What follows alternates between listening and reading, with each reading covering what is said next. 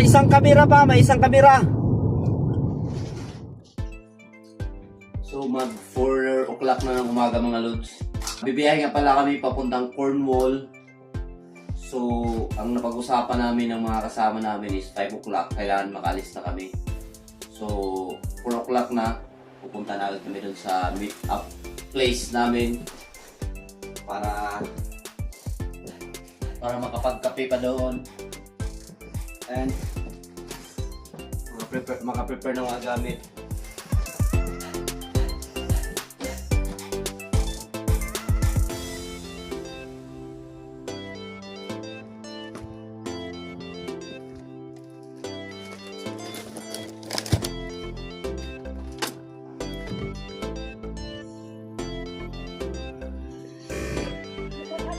May meeting?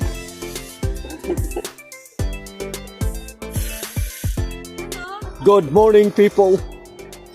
Ready na ba sa biyahe, Nicole? Nagpaalam ka ba sa work mo? Hindi, wag na. Quit na, quit na. Splak bam bam. Are you ready? Sleepy. We're ready. Cocktails lang yan. Love. Kasi alam ko ganito mangyari. Mapuri.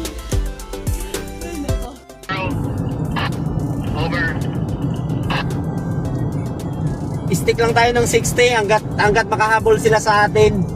Stick lang tayo dyan, sunod ka lang dyan, over. Okay, over.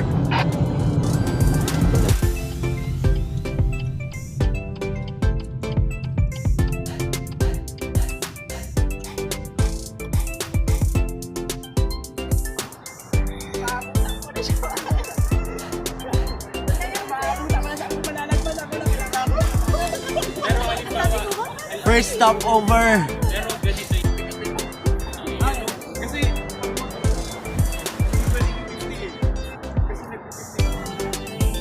So after namin makapag-stretching ng kaunti mga lods, nakapag-CR at nakapag-kape yung iba, biyahe na ulit kami papunta doon sa aming next stop over.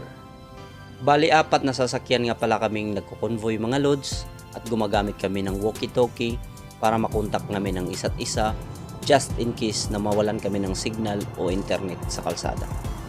So after 2 hours na biyahe ulit mga lods, stop over ulit kami dito sa Birmingham.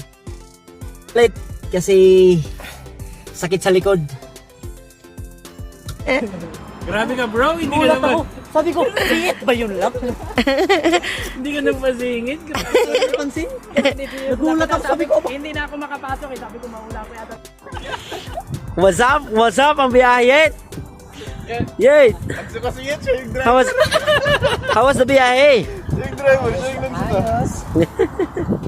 Pero grabe, ayaw magpapasok ng BMW talaga.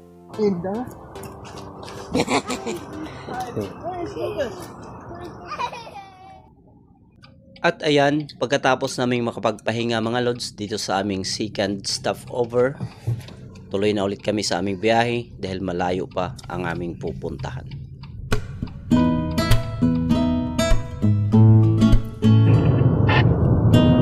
Station 1. Passport Station 1. Over.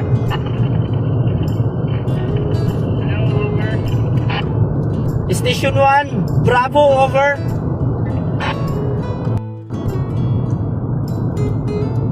Stick lang ulit tayo sa middle lane, umalis yung mabagal.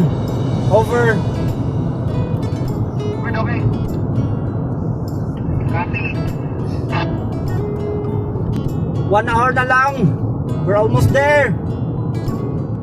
Third stop over Dunbowl Runabout. So after more than 2 hours, stop over na naman kami. Third stop over. And we're having our lunch dito sa KFC.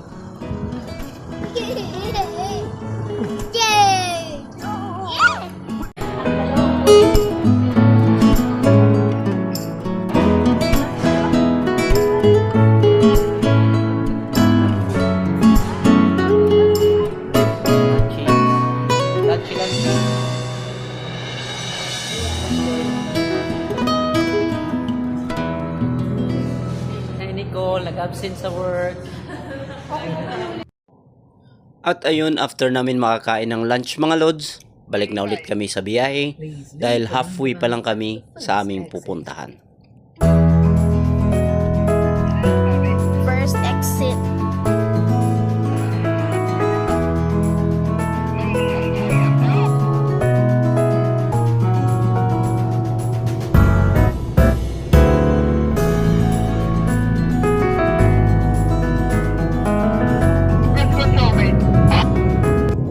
Bulacan exit tayo ha, Bulacan exit in Lakes.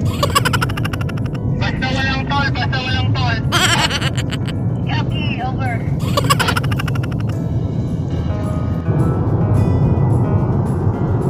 Toll. Oh, red as well, red. Right. Red rubberized. Coast control ng 80.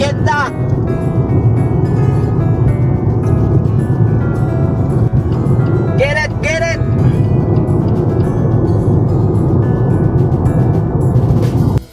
Yan.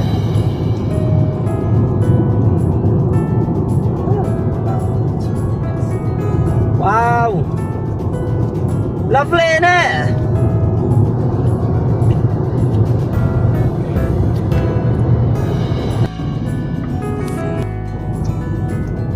Slow down, mate. Slow down, mate. Yep, slow it down.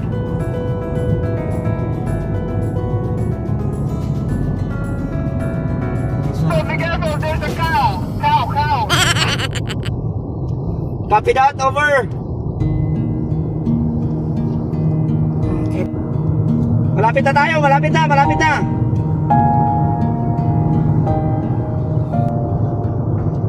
Tingnan namin dito mga lods sa pang fourth stop namin. Malapit na kami. Dadaan lang kami dito sa may Asda para mamili ng mga kailangan namin sa pagluluto. At gano'ng kalayo na lang? Mga 1 hour na lang. 1 hour malapit na sa accommodation. So, mga 1 hour na lang At saka last stop na. sa aming accommodation dito sa Cornwall. So, kailangan... Guys, ready? Roger. So, after namin mag-grocery lang dito sa Asda mga lods, biyahe na ulit kami ng almost 1 hour. Diretso na dun sa aming nabook na accommodation. So, let's go! Please turn right in 100. Ako pala yung napili.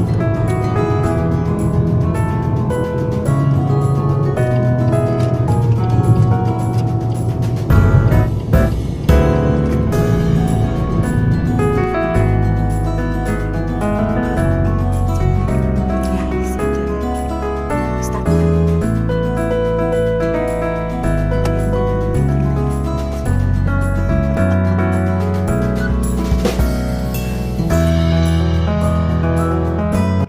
Welcome to Cornwall!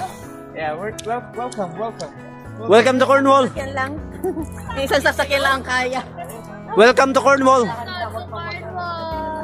Welcome. Yung manipis ang daan, din yung dinaanan nyo. Thank you God! Peace bomb. Welcome to Cornwall!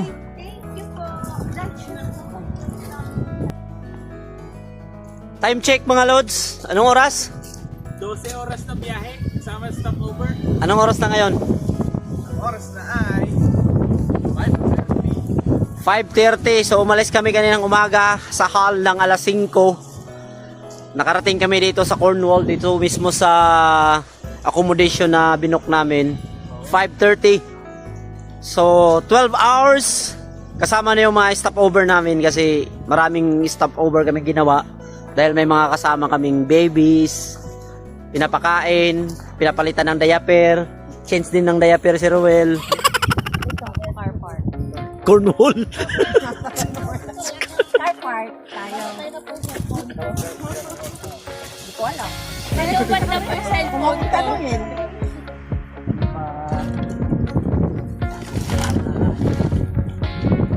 mga lods. Uy, tuloy kayo sa bahay namin. Ay, congrats Ma'am Rose. Congrats sa bagong bahay. Wow, nagbabasa pala kayo ng libro. Oo, mahilig. Mahilig kasi kami talaga sa mga books.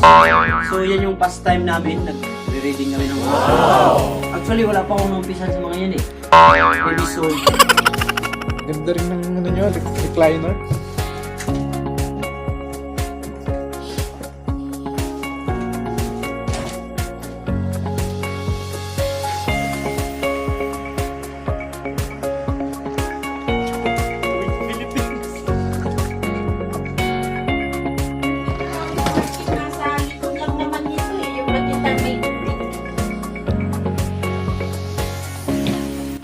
So, ito pala yung rent namin na ano. Ako po yung driver number 1. Siya po yung naglilinis dito.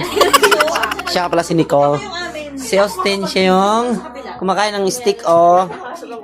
Austin. Sige, pag-swap ko to. Tapos, Ang problema doon, 2 rooms. First row, master's bedroom. Si hi, Bea. Dyan. Tapos ito, medyo kaya may kasikipan nga lang talaga yung kusina. Pero kasya naman na, kay mga sliman tong mga kusinera namin. Sexy. Siksik. Tapos, another room dito. Oops. Ayan. 2 single bed.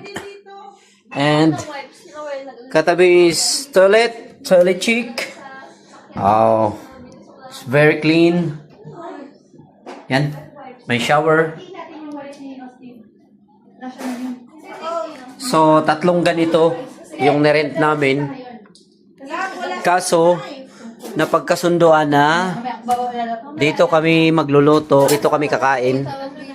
So, sa oras ng kainan, dito kaming lahat kakain.